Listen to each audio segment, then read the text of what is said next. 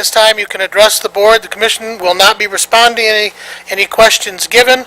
You will, if you return your way of communicating with you, either an email address or a phone number, someone from the administration will get back with you if you have questions that need to be answered.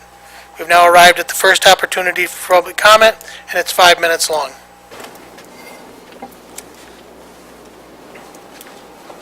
Good evening. My name's Steve Sharp, and I would like this committee or the county commissioners to adopt a resolution on industrial hemp farming. I would like to present the facts up here of some of the resolutions that have been passed in Michigan. There's 4 counties that have been passed. There is an industrial hemp resolution in the federal government going by right now, and I'd like to pass this out.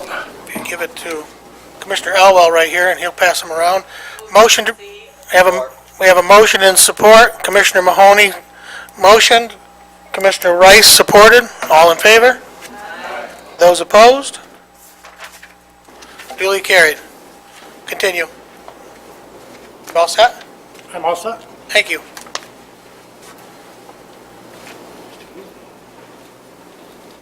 Good evening, Commissioners. My name is Tony Lewis, Vice Chairman of Lifeways Board of Directors. I'm here tonight seeking your reappointment for the Lifeways Board of Directors. I'd like to begin by a follow-up that we had when we met on the 11th. I was able to contact the director of the juvenile facility, and in April we have a lunch date where we're going to try to come up with an action plan to address the problem of the 75% rate over to Juvenile Detention Center. I just wanted to follow up with you to let you know that I did take the initiative and tried to move this forward and address this problem. I'd also like to thank you for giving us the opportunity to come before you and express our interest with the Lifeways Board. I'm very proud and I'm very thankful and very blessed to be able to be part of this organization. And I look forward to, in the future, to continue to work with this organization and continue to move the organization forward. Thank you very much. Have a good evening.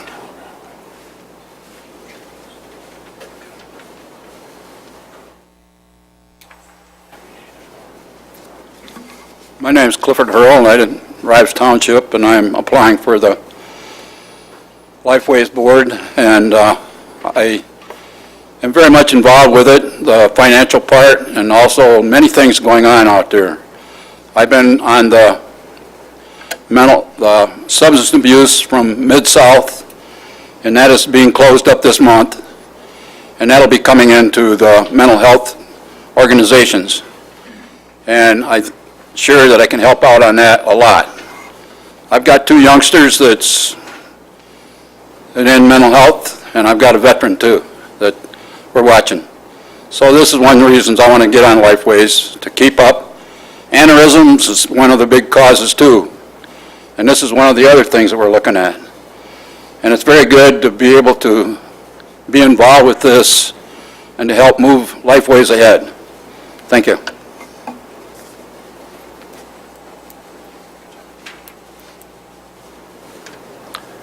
Good evening, Commissioners. My name is Robert L. McNitt. I reside here in the city of Jackson. I'm a retired county commissioner, and also I'm a U.S. Navy veteran. The Mental Health Code requires 1/3 of the board members to be composed of either primary consumers or family members of primary consumers. In this number, at least 2 of these people must be primary consumers. I am one of 2 primary consumers. The other 2 primary consumers have family members that they pay by code. They have to pay over 50% of their total care. 2 of those, so there's 4 of us as required by the Mental Health Code. I have been on this, I had the pleasure to serve on this board for a number of years, and I want to continue on.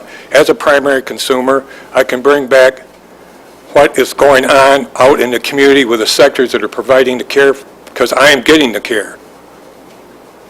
So you have appointed me in the past, and I hope you see fit to appoint me in the future, and I thank you for that.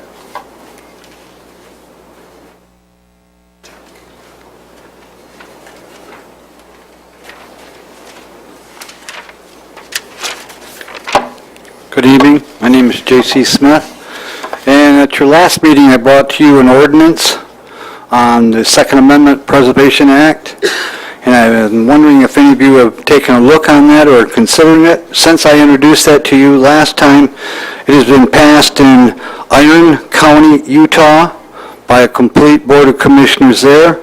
It also was passed in Cedar City, which was the first city in Utah to do it. It was also passed in Millinocket, Maine, and Upper Pottsgrove, Pennsylvania. This is something that you should really consider. If you promised to uphold our Constitution when you took your office, this is what it's asking you to do.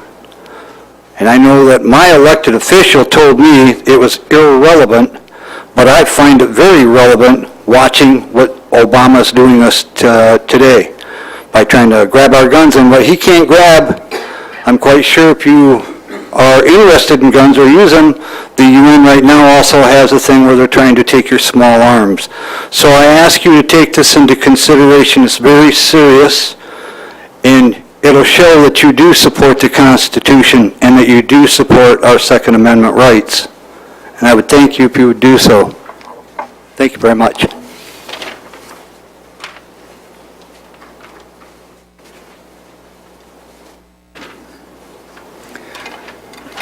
My name is Roger Mulford, and I live in Leone Township. I'm also the director of the Jackson County Compassion Club, and I just wanted to take a moment of your time to talk a little bit about the hemp production that Steve had brought up.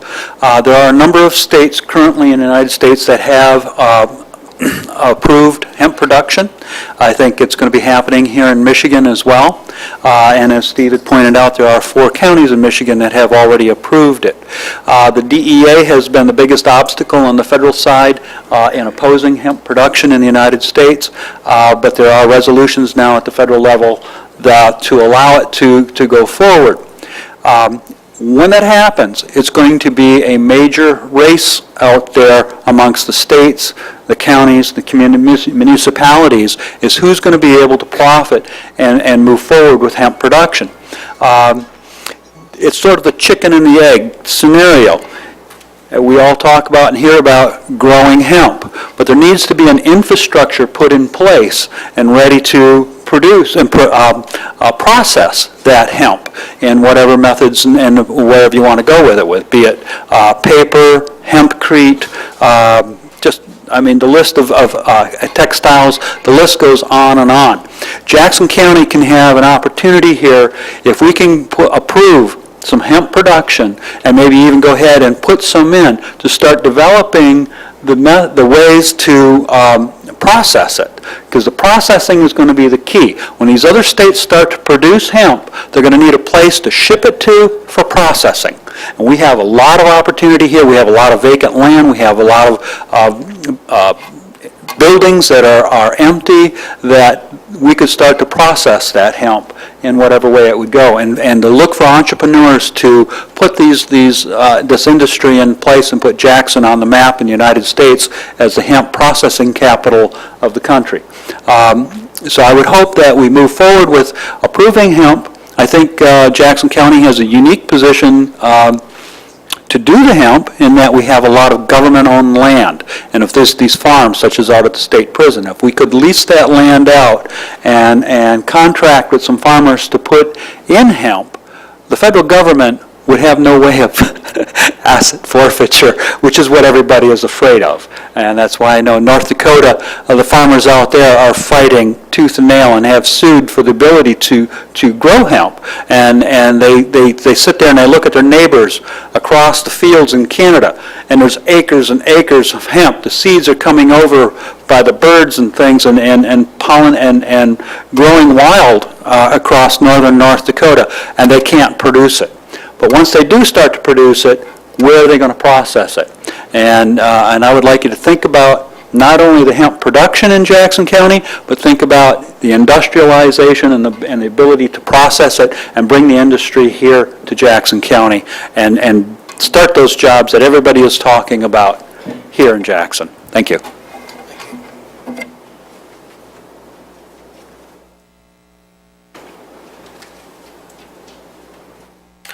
Any other public comment? Any other public comment? Public comment is now closed.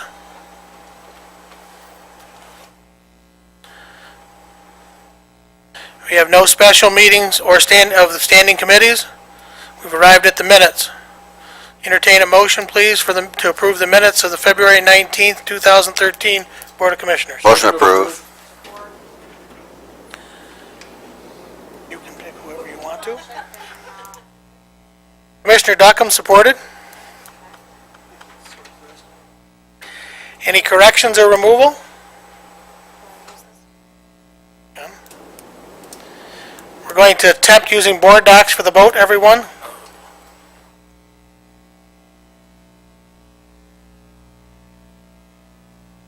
It'll pop up. Okay, here we go.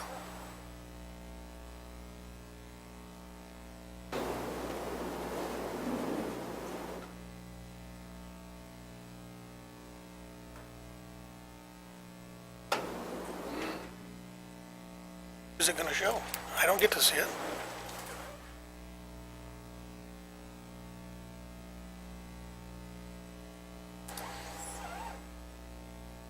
Hey, this is not going to work either.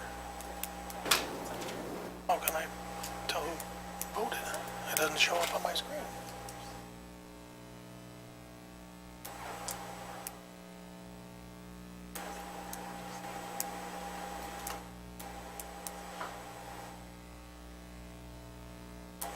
Did someone not?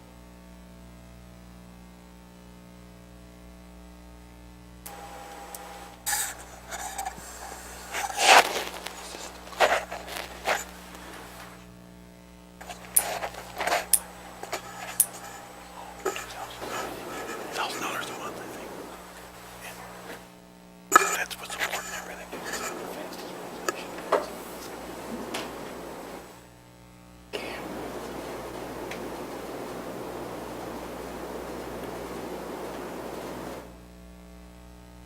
Mr. Chairman, while we're waiting, can I ask a question? On the consent agenda, we're going to do each individual committee as a separate consent or all fell swoop? It looks a little different than usual, so, I understand. I was and it does matter to me. going to attempt to do it all in one fell swoop, but we'll see what happens.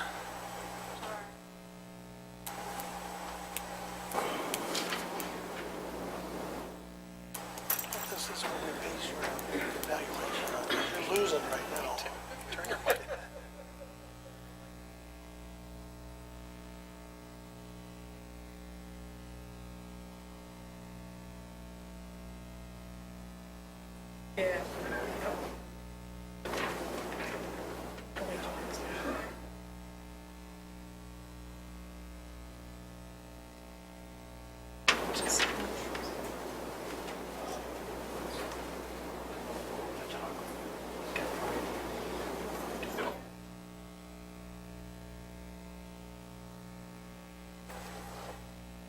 At this time, the vote has not been posted to the screen for everyone to see, but the minutes did pass unanimously as presented.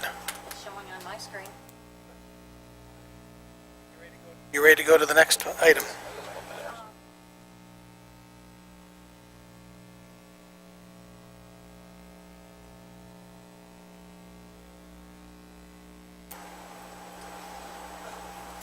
First item on consent. Do I need to take everything individually, or do we need to do each category?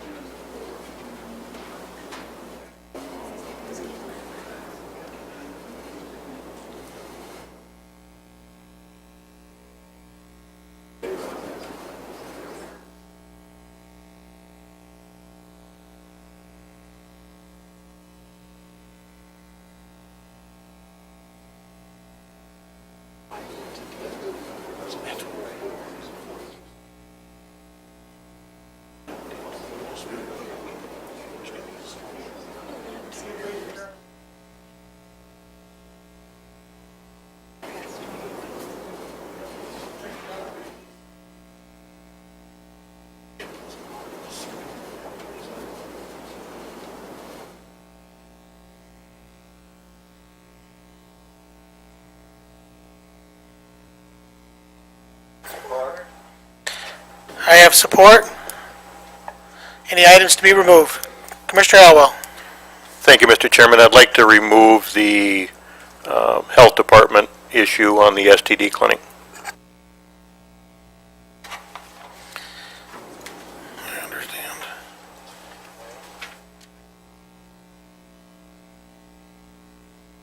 Item 10A will be removed and placed as item 14A.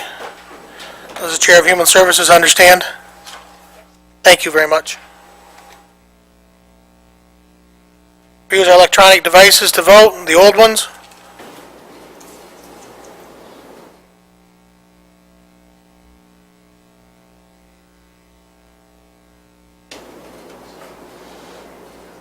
The consent agenda has amended, passed unanimously.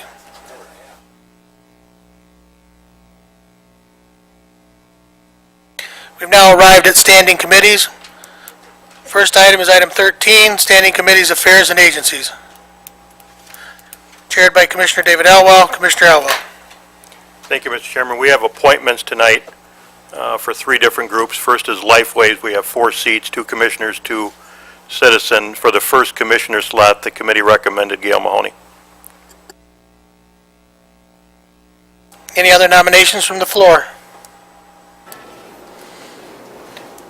Seeing none. All in favor? Those opposed? Hearing none. Thank you, Mr. Chairman. Congratulations, Commissioner Mahoney. Second commissioner spot, committee recommended Commissioner Rice, Carl Rice, Jr. Any nominations from the floor? All in favor? Aye. Opposed? Duly carried. Congratulations, Commissioner Rice. Third spot's 1 consumer spot, and I should say these all have the same expiration date of March 31st of 2016. For the third spot, the committee recommended Tony Lewis. Any nominations from the floor? Hearing none, all in favor? Aye. Congratulations, Tony. Thank you. Commissioner Elwell. Thank you, Mr. Chairman. Last slot, again expiring 3/31 of 2016, the committee recommended Cliff Earl. Any nominations from the floor? Commissioner Mahoney.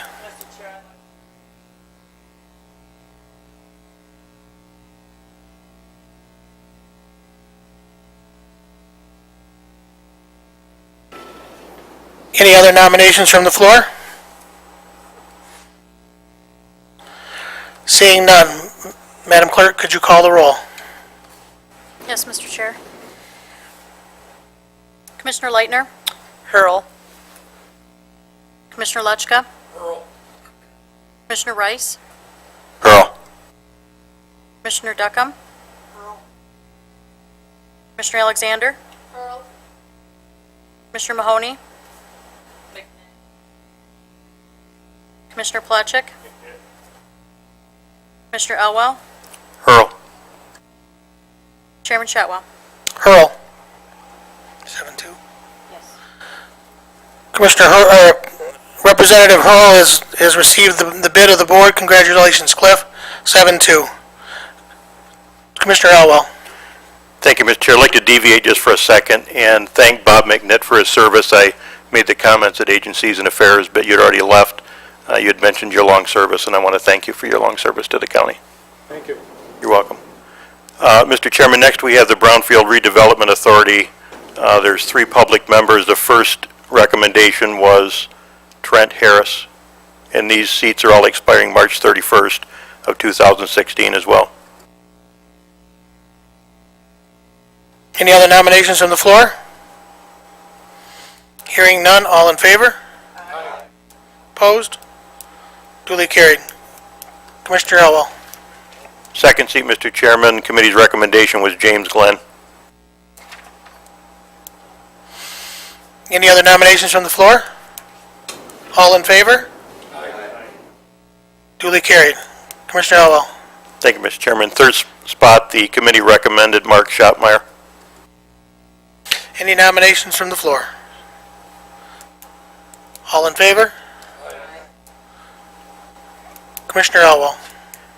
Economic Development Corporation, 2 public members, terms expiring, both of them March 31st of 2019. The committee first recommended Richard Kraft for the first spot. Any nominations from the floor? Hearing none, all in favor? Commissioner Elwell. Lastly, the second public member to the EDC, same expiration date, March 31st of 2019. Committee recommended Jason Sanders. Any nominations from the floor? All in favor? Commissioner Elwell. That's all I have to report, Mr. Chairman. Thank you.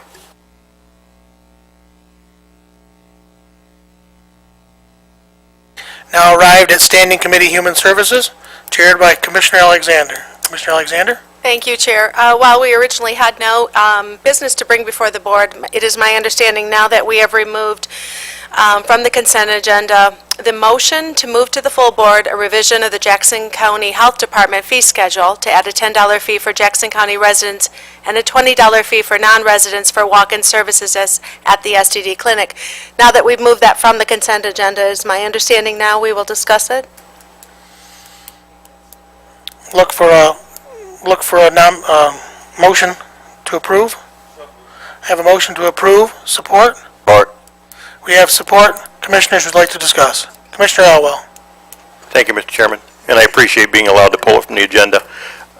Had a brief discussion with Julie just before the meeting started, and I had given thought to this issue before coming to the meeting tonight, and I don't necessarily like that we're charging in-county residents, and it seems that I recall from Human Services, there was discussion at some point of there being a lot of people that come from outside the county for these tests, and that's one of the things that creates a huge expense. It seems like it's a $100,000 difference, I think. And I personally have no problem trying to discourage people from outside the county from coming for this if it costs us money, and I also have no problem dropping the cost to county residents. So I recognize this is first reading, so maybe we can have more discussion next month before it comes back before the board again. This is the first reading, correct? Correct. Yeah.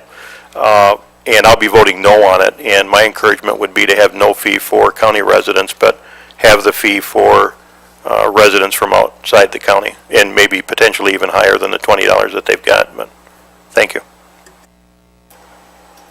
Any other commissioner comments? Commissioner Mahoney. Thank you, Mr. Chair. I am certainly in agreement with Commissioner Elwell. I think that it's very important that we encourage our residents to be tested if they feel like they need to be tested. And if we add a fee, what's going to happen is they won't be tested. We already have a very large number of our young people who fall into the category of having STDs. And I would really like to see that go back to the committee and perhaps divide that extra expense to those who are coming from out of county and let them be responsible for paying their own way at whatever expense that is. So I know that people do that so that they think that their tests won't be on a record in their own county. So, but not being aware that we have a statewide system. So I am in total agreement that we need to rethink this one and encourage our young people to continue to be tested for STDs by not having a fee. Chair Shotwell, if I may add, there are three issues I think that we need to address that need to be made public. And again, all this information is in the memo that was submitted to us by the Health Department that we debated, that we discussed, that we had the opportunity to ask them on Monday at our standing committees. Number one, that there is a fee, a $36 fee for all males and a $56 fee for all females to have this testing done. This is accrued by the county taxpayers, number one. Number two, Jackson County is one of the very few counties in the state of Michigan that do not charge for this service. And number three, no one will be turned away and denied services if they are unable to pay. They are asked to make a donation. If they are unable to make a donation or unwilling, it is my understanding then that service is still provided. Thank you. Mr. Rice. I'd like to add that that is what Commissioner Alexander said. That is correct. That also includes residents from outside the county. If they happen to show up here and they don't have the revenue to pay, they don't have to pay either. So, but I do agree that certainly we want to encourage that people get tested, and whatever means is possible to do that. Certainly, we need to take a look at that. We also need to take in consideration that when we receive this report from the interim director, what we were told also is the fact that there's close to about $100,000 that is being spent each year, and the idea of this increased fee is to help offset some of that $100,000 that right now taxpayers are paying for. So we also have to take that into consideration when we look at the overall fees here. Thank you. Mr. Duckham. Thank you, Mr. Chair. I'd like to make a request that the administration review this topic and see if there is a way to make payment mandatory. I'm thinking that there's not, but I do agree that especially the out-county residents that wish to come in here, use our services, should be paying, it should be mandatory for out-county patients, I would think. And then even some kind of charge for in-county patients. So if administration will look at that and maybe we go look at it next month, I would appreciate it. Thank you. Commissioner Elwell. I'd like to move to postpone this motion. Motion to postpone, time-specific date 1 month from today, or the next meeting in April? Next commissioner meeting, yes, sir. Correct. Be the April Board of Commissioners meeting. We'll come back to make this decision to give our administration a chance to review it. Also, yes. All in favor of the motion to postpone? Aye. Opposed? Duly carried. Commissioner Alexander. We have no more business to bring before the board, sir. Next committee is the Commission of Personnel and Finance, chaired by Commissioner Duckham. Commissioner Duckham? No business to conduct tonight, Mr. Chair.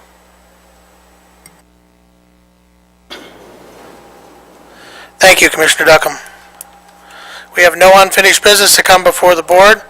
At this time, we're at new business, and it is the board retreat, and at this time, I'll turn the meeting over to our administrator, Michael Overton. Thank you. I've asked Adam to make the presentation this evening as he steps to the podium. Thank you.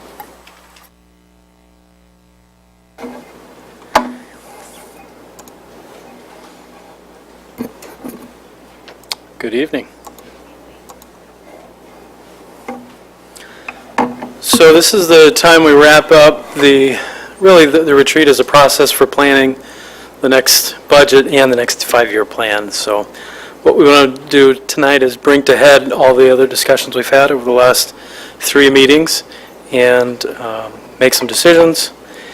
We, in preparation for this, we sent you out a survey to help formulate agreement on the strategic goals in a broad sense.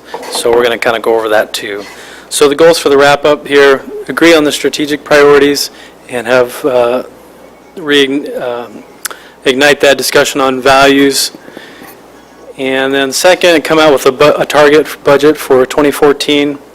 And lastly, work through some of the options. We're not going to ask you to select an option. We're going to go through the options that we're looking at and go forth with a target and with priorities and work with employee or elected officers and department heads to create a budget for you. So looking at priorities, one of the first questions on that was, can we call ourselves aligned with the Jackson 2020 community program, at least in a very broad sense? And the Board of Commissioners to that question answered yes. We do have a presence on each one of their strand teams, and then we also will continue to have co-chairs from the county side on, and we'll meet on our strategic implementation team each month to continue to work on the county action plan. Because what we have coming to you in April is an action plan that focuses on just the county steps. What is the county doing for the Jackson 2020's plan, but that's actually the Jackson County strategic plan. So we'll continue to have those co-chairs. So we asked you next, of the 5 goals that we have in the strategic plan, or 6, which ones do you want to continue? And the board said yes to all 6 of those goals. Keep in economic development, safe community, education, cooperation between governments, healthy community, recreation, and cultural opportunities. So those 6 goals will stay in. And by the way, just stop me at any point if you want to comment or jump in.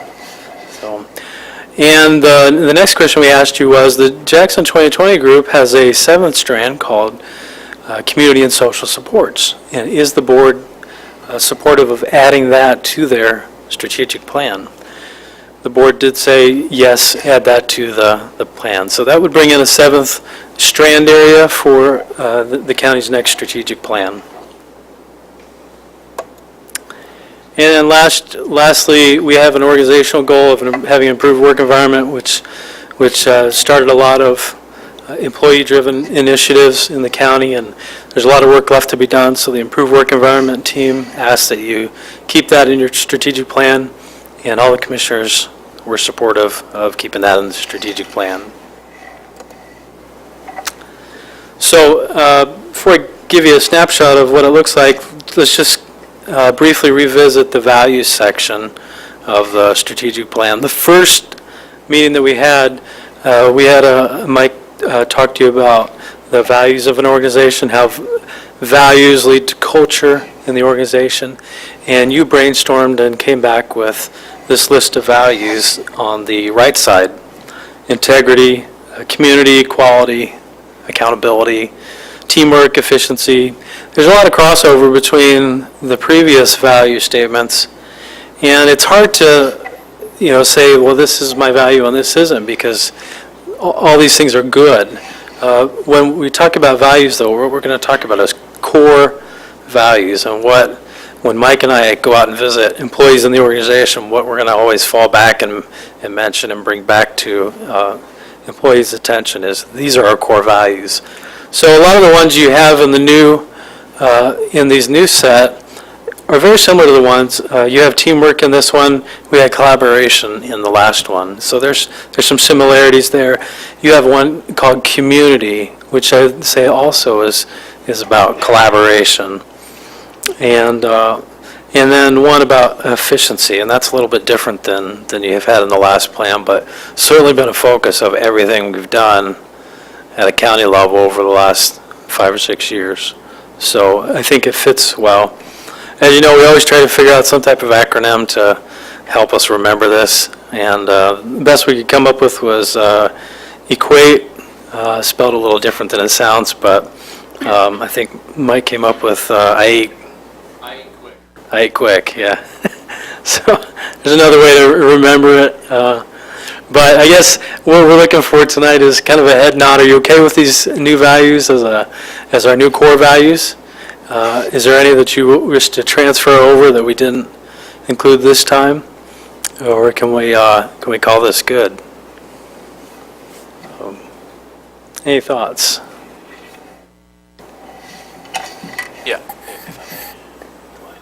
I would just say now would be the time to discuss it again. If there's a word that you think personifies how you feel that's not there, or one you'd want to move over, or vice versa, now would be the time for that.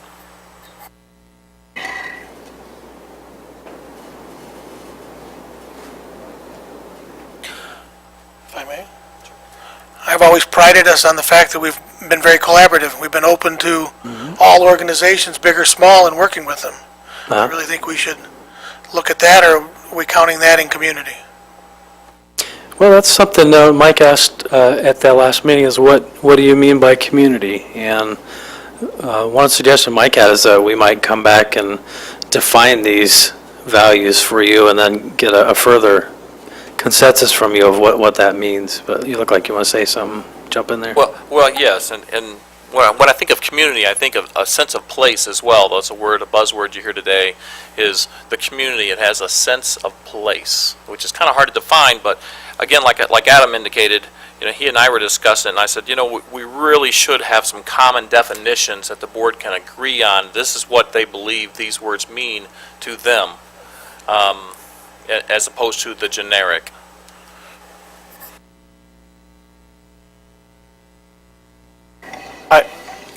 Just for me personally, I think the collaboration part, we have done so well with that over time that it just become a natural part of what we do, I think.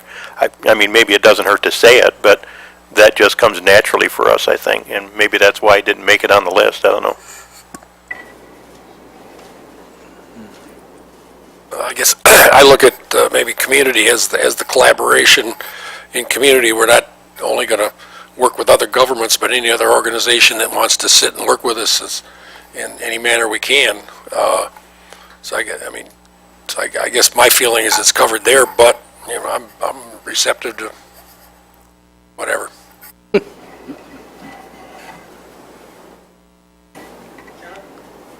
I guess I also see teamwork as part of that too, of collaboration, so. I was thinking exactly along the same lines as Commissioner Plaschek. I see the word teamwork easily could be replaced with collaboration.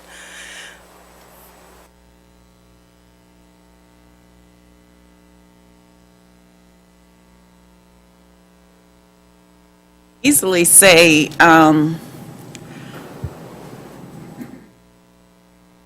community collaboration. And I do agree with Adam that we definitely need to come to some definitions of what the words mean to us. But I could see community collaboration. I mean, community is a sense of place, but collaboration as a part of that sense. If I may, as well, Commissioner Elwell indicated, the former values, a lot of those words have just become a common practice, a common place in our culture, and I would agree with that. Responsiveness, that's not something you can see it's not in there, but yet it's something we do every day. It's something that you don't necessarily need to give a second thought to.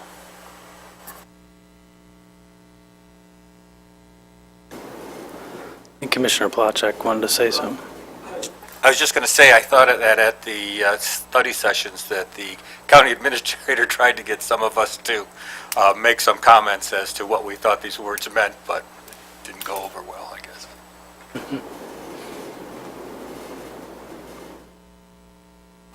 Probably wouldn't hurt to continue to say it. Is it that difficult to move it from the one side to the other? Move it over then. Not all, or you could just say the community/collaboration. It's still a C. You want That's a motion? kind of a compromise, if you like. Mr. Chair. Thank you. I just would like to say that while we see these as commonplace for us, let's be truthful, it is not commonplace everywhere. Everyone is not being collaborative. And we don't have collaboration with everyone. So to say it still leaves that door open for those who haven't previously let us in. So I'm in agreement with Commissioner Elwell. I know we have that acronym already kind of laid out, so a slash there with collaboration would still keep us in the Cs. Yeah, and the acronym doesn't make a difference. We can easily change that. That shouldn't drive your decision, so. T squared, yeah, there you go. To keep this horse about beat to death, collaboration, I think, should be a separate value, because we talk about collaboration, and it wouldn't necessarily be teamwork, but collaboration with townships, with villages. We collaborate with Chamber of Commerce, the Enterprise Group. So I think collaboration should be a standalone topic. Value. Thank you. I'm hearing enough support that you're saying it needs to be in there, and I think we should work it in there if you feel like that. Yeah, I'm a fan of more letters. We can make better words.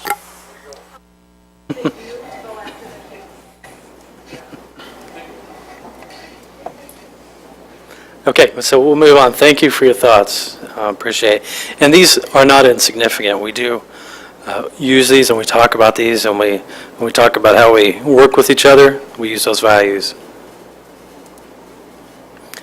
The last thing we asked you to do was to prioritize each of those strands. And this is the order that came back as a group, and actually everybody was pretty much unanimous in this order. The economic development being the top priority, having a safe community, education, a healthy community, government efficiency and effectiveness, arts, recreation, and cultural opportunities, and then community and social supports.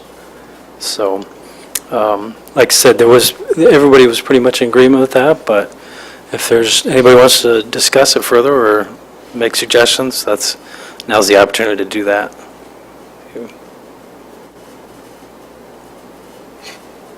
Okay, we'll keep it moving then. So it's pretty busy, this slide here, but this is kind of how we look at things. We've always talked about what's our sphere of control and what's our sphere of influence. The sphere of control, these are things that we do, these services we provide in our departments through our elected officials and or department heads. And so that's really the focus we use to create a budget for you in these core services, the inside circle.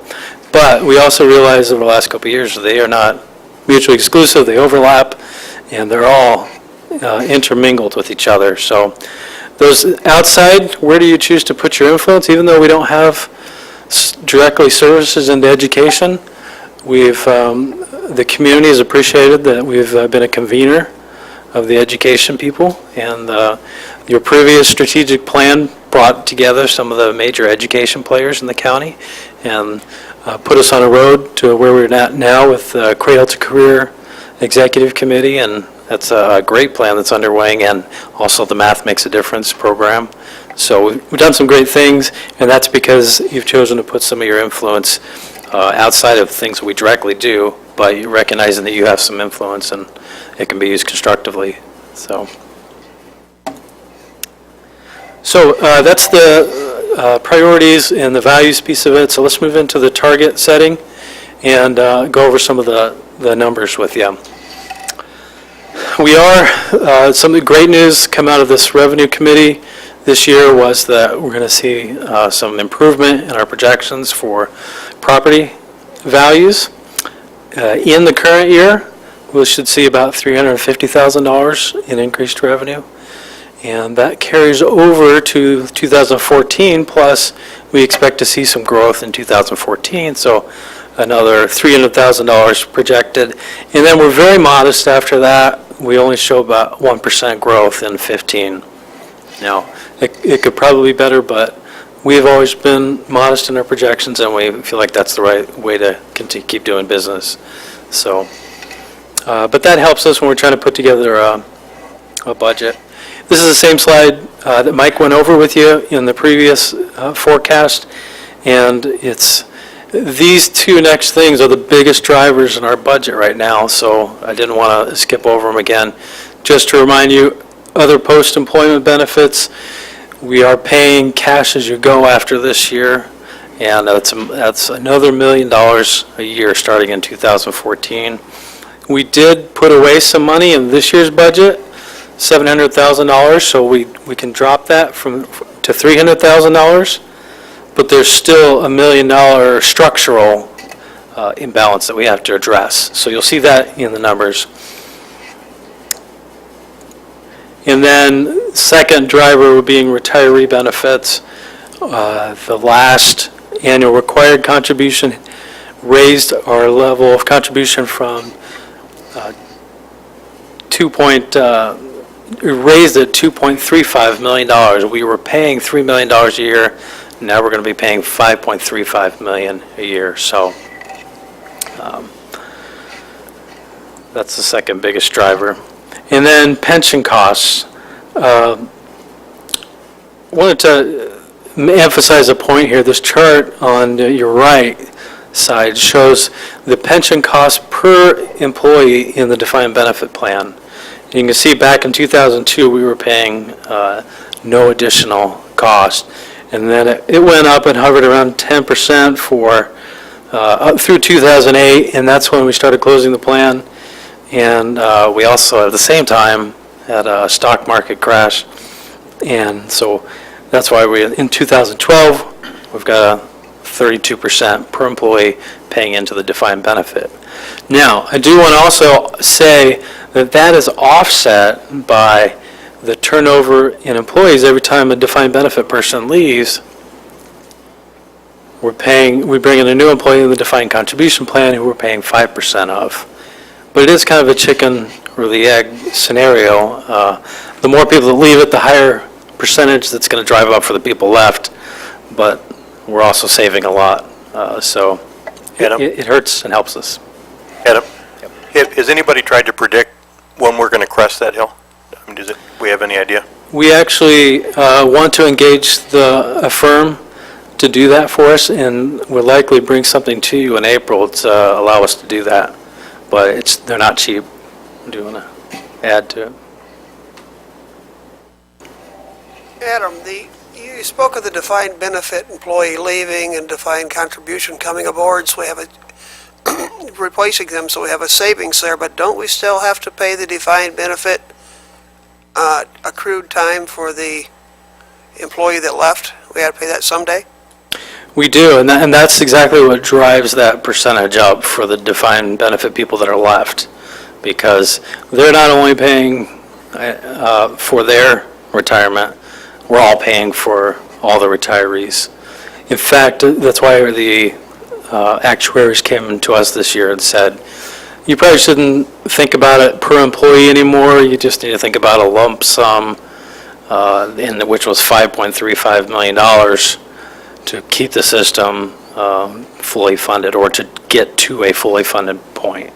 So that's why they said that. Yeah.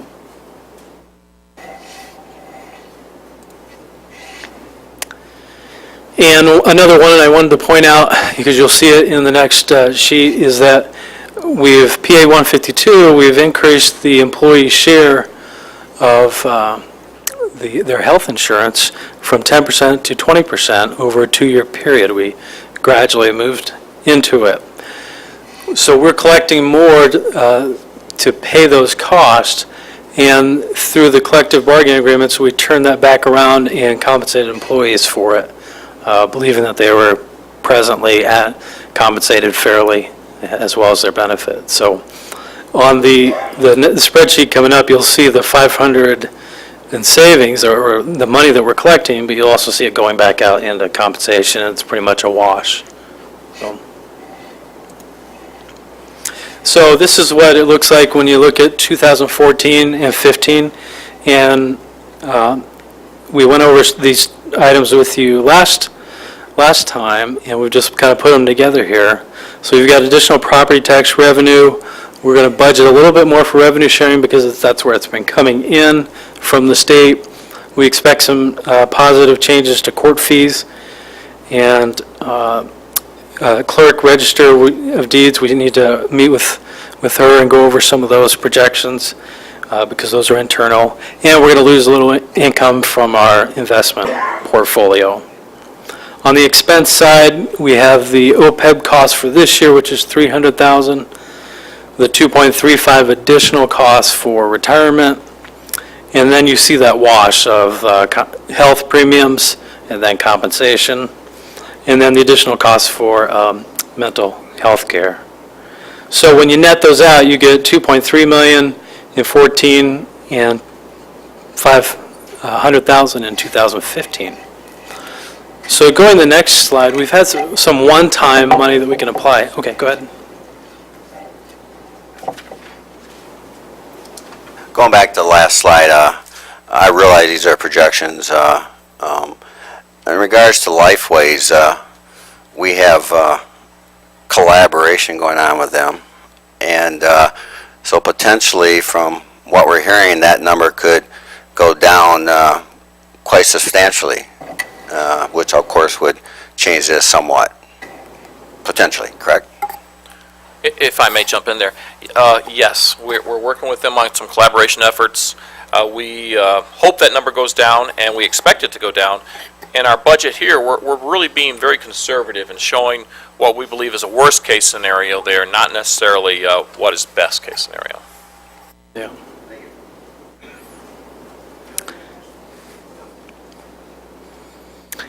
So in 2012, we had a carryover, we're expecting a carryover of about $550,000 that would go to the fund balance.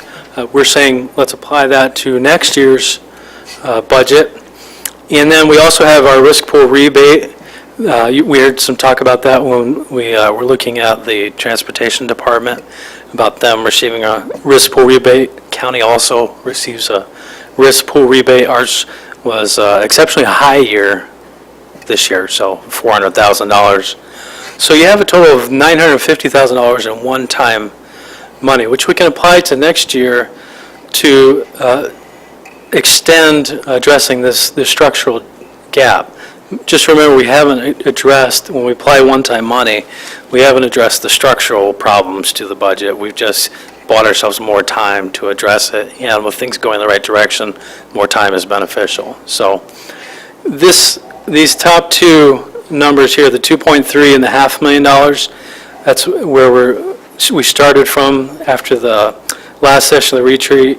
If we apply those one-time monies, we can basically divide that math problem into 2 years. We're looking at a 2-year solution for 2014 to 2015, which is certainly a lot more palatable for our employees and the vital services we have. Yeah. Any questions? Do you want to add something? I would just comment that this is really critical. As Adam indicated, by using one-time monies, we do not solve the structural problem, meaning we still have cuts to make. But yet, at the same time, we can push some of those cuts. Instead of doing it all in 1 year, we can do it in 2 years, which, again, through attrition is what we're trying to do, make it a little less of a negative impact on our employees and on the services we provide as well.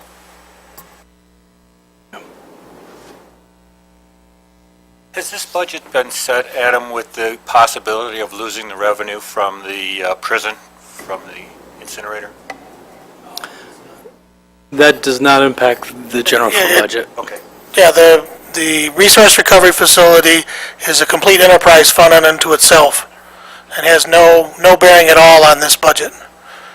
The Board of Commissioners have never used general fund dollars to balance it. They did use the tax revolving loan fund at one time to do one-time startup costs again when it had been turned off, and we've been retiring that debt over the last 25 years.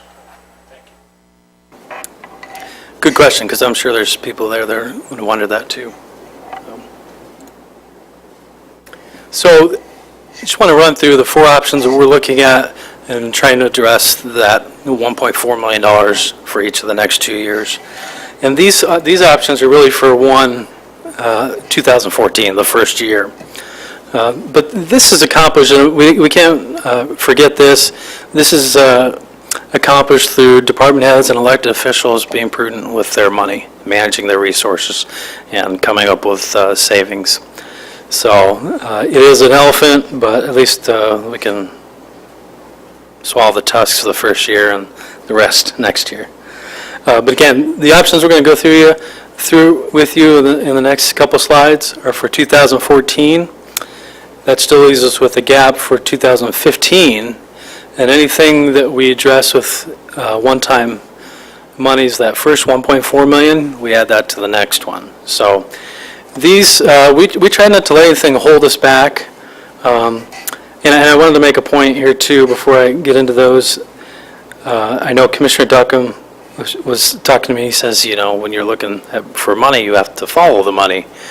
And I showed you this chart last year. This is where the money is. These are all the departments, all the programs that we fund that are over $100,000 in general fund net contributions. So that's where the money is. So as we're talking about cuts to services and things, keep in mind, it's going to have to come from these services. So option one, we tried not to let anything hold us back, and Mike reviewed with you what the ARC is, the annual required contribution. Contrary to its name, it's not required. It's required if you want to get your plan to be fully funded, but legally, we're not required to pay it. And I was talking with somebody at the state level, and they were saying that they're considering not paying it. And they said they were thinking about talking with the rating agencies. We know that not the effect of not doing that would be a mark on our audit, and which we would carry for 3 years. So that's. Well, but Adam, it could eventually impact our bond rating then, correct? It could, yeah. And secondarily, if we don't pay the ARC in anticipation that the stock market's going to get better and it doesn't, then we're in a deeper hole later, correct? Yep. Yeah. Like I said, when we were going through these options, we tried to put everything out there. You'll see those comments in our restraining forces, the reasons why we wouldn't do it. And then you'll see some reasons why we might, because if we believe that the the funding is accelerated faster than is necessary, then that's a reason not to pay that full amount. But again, that's just one of the options that we have, and these aren't in any specific order too. That's certainly not necessarily our first choice. If I may, Dave, there's been a lot of discussion in regard to ARC and why is it, we'll say, front-loaded. There's some politics at play at the state level, if not national level, on the pension liabilities across at least our state, and for sure our state and probably the country as well. And there's a number of organizations such as us that either have closed their defined benefit plan or are considering it. And as a result, the folks, and this is my personal commentary on it, the people who are opposed to that have made the rule such that you got to front load it. Well, that puts a real burden on organizations looking to do that, which discourages them from doing that. So, like Adam indicated, a gentleman from the state, a well-placed gentleman from the state, we'll leave his name out of it, but literally was talking about the state may very well not fund the ARC fully, because they recognize the same thing we're recognizing. There's consequences to it, and we'd have to really obviously weigh all that and take a hard look at it. Yes, you can hurt your bond rating, but of course that only hurts you if you're borrowing money. That sort of thing. So, lots to discuss. If we did that, as I'm showing here, we wouldn't go back to what we were paying last year at the $3 million. We would feel an obligation to add something more than what we're currently paying. That's why we would basically cut that number from 2.35 million by 800,000. So option two is to just bite the bullet, take everything that first year, the 1.4 million out of cuts, out of services. And that is what we've done in the past. We have made the necessary cuts each year to meet the mark, and we will get that done too if that's the route that's best for Jackson County. Adam, when we was talking about this, I made a suggestion, and I don't know if it was followed or looked into, and we can't do it. but I suggested having the actuarial report done and finding out as close as we can what we're going to need and finance the ARC, borrow the money and finance it like over 30 years or something and bring our costs down and stretch it out. Is that still an option, or did you find out we couldn't do it? Yeah, and that's what I was saying a little bit ago, is we want to bring something to you in April, authorizing us to spend some money to do that. We need financial consultants that do this. And we've actually, Mike and I sat down with them and actually were able to look at some forecasts they did for a county of very similar size to us, and we saw the benefit. It was marginal, but maybe some benefit to us. Just to add that, yes, it is legal. The legislature has taken action to allow that.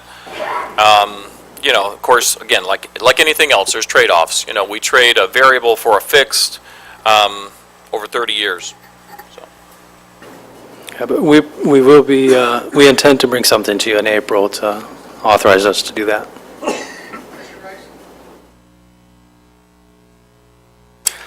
Again, I realize these are options, and we certainly have a lot to consider here.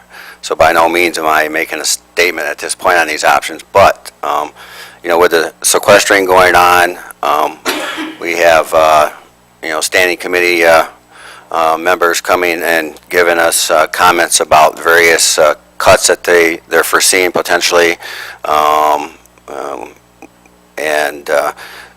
And we have other cuts that potentially are going to be coming down the road. So, you know, from my perspective, when we look at these restraining forces, and the public, you know, says here the public will feel cut services immediately. Before we do anything, I think we really need to clarify what kind of cuts those would be, what it would look like specifically, because, again, everybody's getting hit already, and they're going to get hit more. So we really, again, like I say, we really need to identify exactly what we're looking at here from my perspective. You'll see in, as I wrap up here, that what we want to do is work on this for a couple months and bring it back to you in May with what that would look like before we give you a draft budget. So option 3 is make some cuts, but then also continue to draw down on some of our other fund balances to pay that ARC. We used some last year, and we depleted some of them down, but there's still some out there. There's still some money remaining in the health fund, and we've also considered using the delinquent tax revolving fund, taking assets out of there. So that's another. Again, though, if we do that, we're really just buying time, because we're not addressing the structural problems with the budget. So it's just a time purchase. And then option 4 is make cuts, and then but also request a Headley override. We are not, as you know from the forms you approve each year from the Department of Equalization, the Headley Amendment draws down our taxable rate every year. And with the Headley override, we could probably generate another $1 million in revenue, which would add to give us a structural solution to the problem. Michigan is very difficult, obviously, to have any type of revenue control. That's why we're always addressing things on the expense side, because this requires a referendum. So, again, that was option 4, and this was really brainstorming sessions between our office and our finance officer. So, next steps, we want to prepare a draft of all the options, what it looks like in terms of services that are diminished, and report back to the board at a May study session to confirm the choices before we give you a draft budget. And with that, any other additional comments, questions?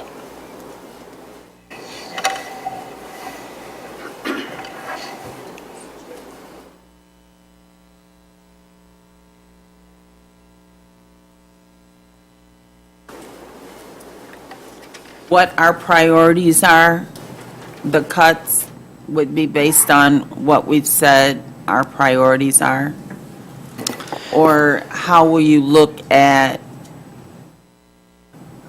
making recommendations for those cuts based on our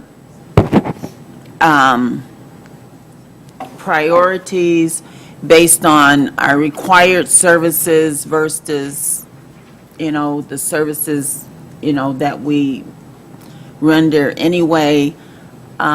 What kind of prioritization are we going to use when you make those recommendations?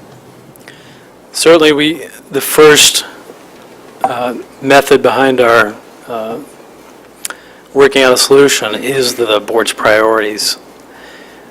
That's also why I wanted to show you that slide of net general fund things, budgets over $100,000, because we have our priorities, but the money it may be all in those top 3 priorities. And so even though it is a priority, we're running out of choices about where to make those cuts. So, you want to add anything to that? Yes, everything we do is about implementing the board's priorities, about carrying that message to the services that we deliver every day. Adams, as he indicated there, when you look at that chart, there's not a whole lot of departments that have the ability to absorb, the $3-4 million cut, and no one department does. So, but yet, that's the same. We're talking significant dollars here. One of the things that is pretty important to remember is one of our first rules when we talk about this is do no harm. We want to continue to provide the level of service, but at the same time, we also recognize there can be a point where we have diminished that particular department to the point where it can no longer provide the service. It's got to, in name only it may be providing it, but not in actuality. So we need the board to help us discern where that level is on some of these things, and we'll be bringing that back to the board. There's some difficult decisions to be made, clearly. We'll say we've also sat down with almost all of the department heads and elected officials over the last 3 weeks, and we've had some good meetings. They've come to the table with some good ideas, and some that we're ready to implement in this budget, and some that are obviously painful. Yeah, I would just add to that, in that when you look at the departments that we have already who have shared with us their different levels of what they could do, we have identified enough to meet the goal now. Problem is, not all departments have stepped up yet and shared with us. I don't want to name them, but there's a few more we're waiting on. So rather than say, oh, well, we've met it, you other folks don't have to step up to the plate. No. They need to step up to the plate and really take a hard look at their departments and bring it forth. And then we'll bring it all to the board and with a recommendation saying, here's what we think where we can do the least harm, where we can accomplish, or most accomplish, if you will, the goals that the board have set for us, the values. Any other questions? That's the retreat wrap-up.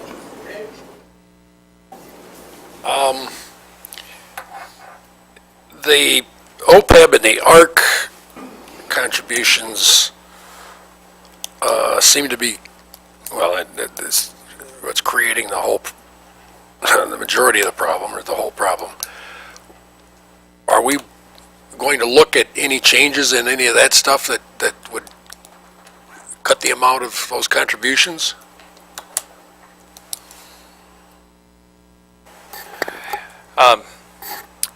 Well, first I would say that, we've kept an open mind and looking at anything. Of course, everything we look at, we discern, is it legal? Can you do this or that sort of thing. Moral, ethical, start applying some of those things to it. Clearly, the retirement, what people receive in their check for pension, that's really kind of off limits. That's the ARC. We really can't do anything there. I believe the board, over the years, has made a commitment to their employees that when you retire, this is what you will receive per your contract or per our employee and non-union employees per the agreement, if you were our understanding. So that's really kind of off limits. We're trying to mitigate that ARC However, OPEB, that's something that can be looked at a little more closely, which is frankly retiree health insurance.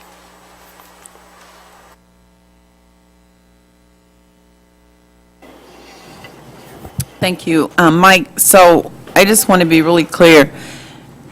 Not coming to the table with something that's going to be unacceptable, is that right? Clearly, we have structurally, our revenue does not meet our expenses. And our expense, because our expenses have risen in 14 by roughly, we'll say, $3 million. So everybody's got to bring something to the table. We've asked everyone to take a hard look at their services. Now, there's some departments, they're frankly a one-person show. It's kind of hard for them to bring anything to the table. For instance, I'm thinking just off the top, not to single anyone out, but I look at the Veterans Department. There's two people there. Yeah. You really can't cut there. You could say, okay, well, we'll cut, maybe, some paper clips or training or something, but yet at the same time, we can really undermine that department by doing that, as well as we don't get any closer to achieving. So we cut $5,000 there. We're anywhere towards achieving our goal. So those kind of departments like that, we need to be careful about saying, and that's why we didn't say, all right, mandatory, everybody across the board cut, because it's not an equal cut. It may sound easy, and it is easy, but the truth be told, you do not end up with a good product that way. Some departments can absorb that kind of cut and move right on, no harm. Some departments would be devastated. So we're having to look at each one individually. What do we need to do to provide the service? What opportunities do we have to reorganize, restructure that department, add some technology or something like that? So there's a lot going into it.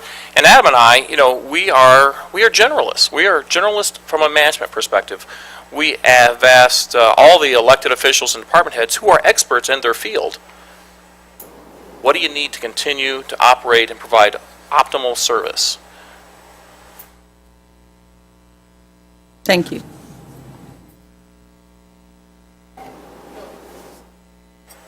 Is what we talked about in previous meetings. What we've done, in my opinion, we've cut the fat. We've done that over the last 5 or 6 years. We're down to the meat now, but the easy cuts have been done. We're going to have to look to see, you can't cut if there's not money being spent there. So we got to look to where we're spending the money, and that's where we're going to make their cuts. And you've seen the chart in where the most money is, that's where it's going to have to come from if we have to make cuts.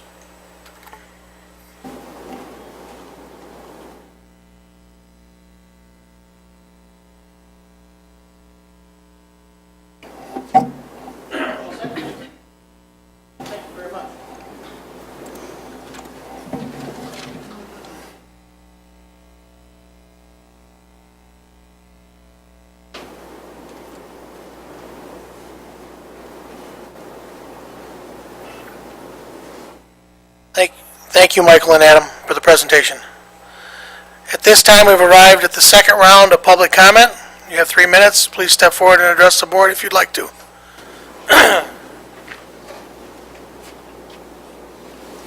Hello, this is Steve Sharp again. And this time, since it's both the same plants, hemp production and cannabis, there is a House bill going around right now, which is 4271. This is over a provision center bill. This is going to open places back up for the medical cannabis community. It is known by this commission and all over Michigan on how this plant really does help people. The Michigan Municipal League is meeting on March 28th, and I would like to request that this committee or the county commissioners get in touch with them if you are behind this and have them recommend that this bill be passed as soon as possible to try to get the medical facilities back open for these people. There are a lot of people that were never in the black market before this came into play, and now that they are actually eating this as medicine and it's helping them, now it's been taken away from them. And I really urge the people that represent me to get a hold of the Michigan Municipal League and tell them to be on board with this. Please, thank you.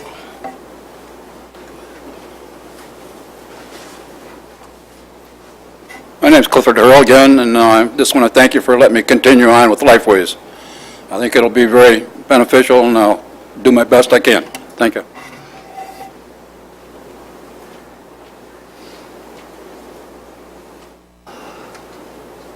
Hi, I'm Emily Garrison. I'm the membership coordinator at the Jackson County Chamber, and I just wanted to take this moment to introduce myself. I've really received an education tonight. I should probably come more often, so thank you for the work that you guys do.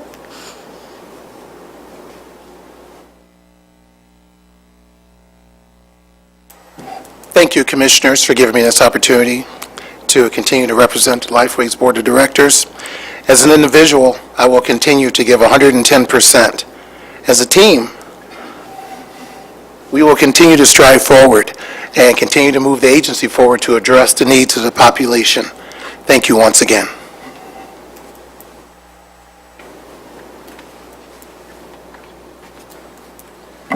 J.C. Smith again. You know, I'm just sitting here thinking, you're having these budget problems. Here's a gentleman that has a solution to all the problems. We should seriously look into this hemp situation and get it going, because this would solve a lot of problems. It would bring employment to the community and everything else with all this going on. Everybody knows it's not the kind of stuff that you can smoke. You can smoke a truckload of that out of Indiana and you're not going to get anything. This works for the people. That'd be something to consider, because then you wouldn't have to worry about your cuts, because we would have some kind of businesses prospering here. Just thinking.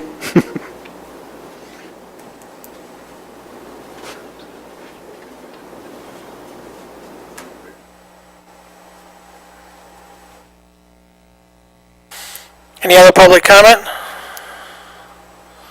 Any other public comment? Public comment's now closed. Commissioner comments. Commissioner Letzka? I think you all know today that was supposed to be Project Red at the fairgrounds. It's Rural Education Days. There was supposed to be 1,253 third graders show up. It was postponed because of the wind chill. As soon as I get a new date, which could be next Tuesday, I'll make sure everybody knows, because we will need volunteers, because a lot of those that were on our list will not be able to work next week at the next time, because they already got a day off that they didn't have to use. Thank you. Commissioner Duckham? Thank you, Mr. Chair. I would like to, in response to J.C. Smith's first comments, I'd like to bring forth to committee next month, if possible, the Second Amendment reaffirmation topic for discussion and possible resolution. I look to the administration for clarification for for which committee it should start at. As we constantly see as we see the continual erosion of our constitutional rights at the federal level, I believe it's important to reaffirm our rights and put that on record. So if we could get it someplace next month, I'd appreciate it. Thank you. Any other commissioner comments? Commissioner Letzka? I guess I might ask a question. Would it be appropriate for this board to pass a resolution and send it to our senators on the airport tower closing?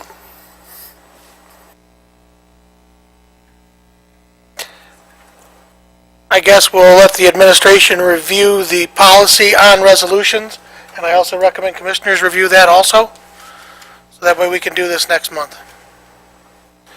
And Commissioner Alexander? Thank you. I just would like to address the Administrator's Office for the hard work and diligence in creating this study session and the budget retreat. I understand a tremendous amount of time went forth, and you're both to be commended. Adam, you did an excellent job as well. Thank you. Any other commissioner comments? Seeing none, I'd like to entertain a motion in accordance with Michigan MCL Law 15.268, a pending litigation discussion. A motion to go into closed session, please. I have a motion and support. All in favor? Aye. Opposed? We have to have a roll call vote. I do apologize. Madam Clerk, would you please call the roll? Yes, Mr. Chair. Commissioner Luschka? Yes. Commissioner Rice? Commissioner Duckham? Commissioner Alexander? Commissioner Mahoney? Commissioner Placzek? Commissioner Elwell? Commissioner Leitner? Chairman Shotwell? Yes. So the audience is aware there may be a decision made after the closed session.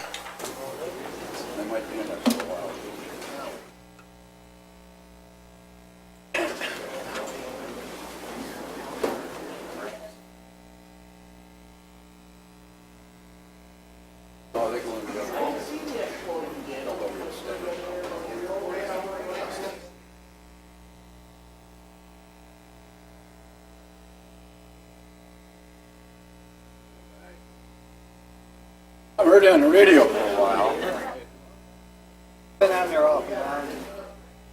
I don't listen to it that much. I'm not on the road like I love.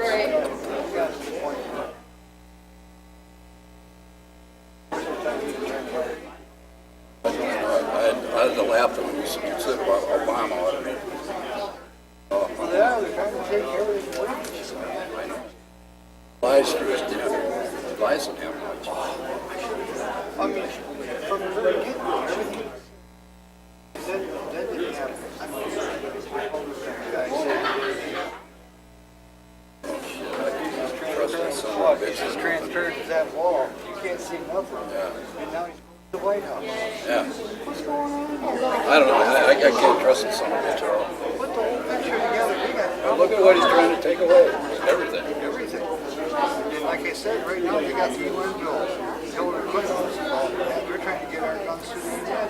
And the bullying. I understand bullying, but you know who gave them the money for that? UNESCO, United Nations. Oh, yeah. I'm so tired of it.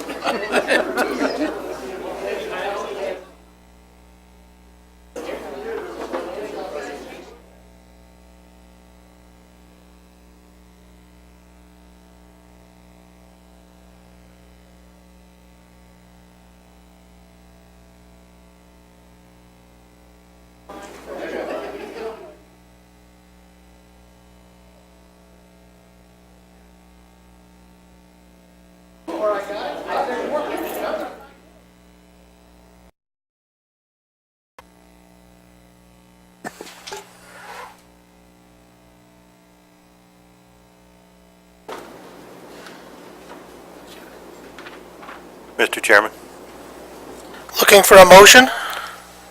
I would move that the recommendation on settlement of the lawsuit be rejected. Support. That's fine. Our clerk has asked for a moment.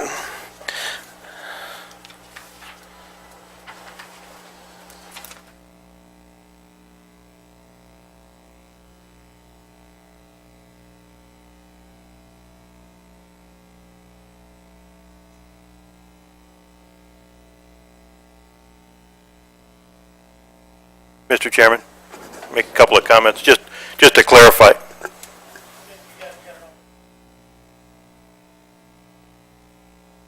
Just to clarify, voting yes means we're going to reject the recommendation.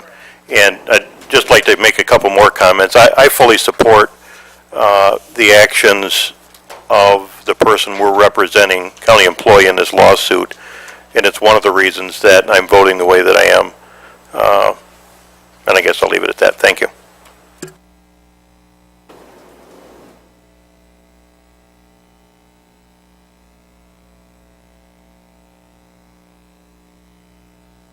Madam Clerk, please call the roll.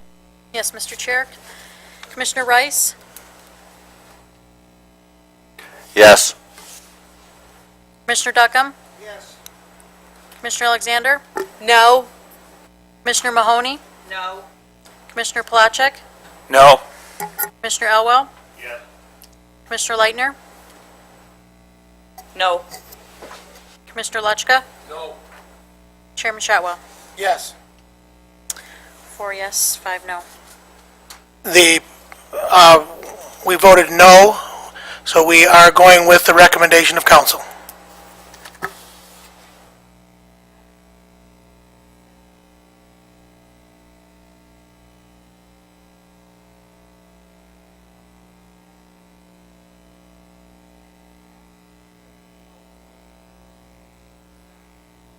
We have a motion? Support. We have support?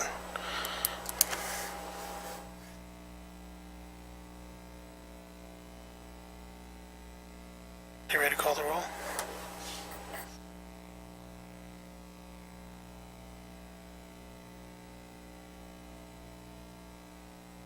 Mr. Duckham, yes, sir?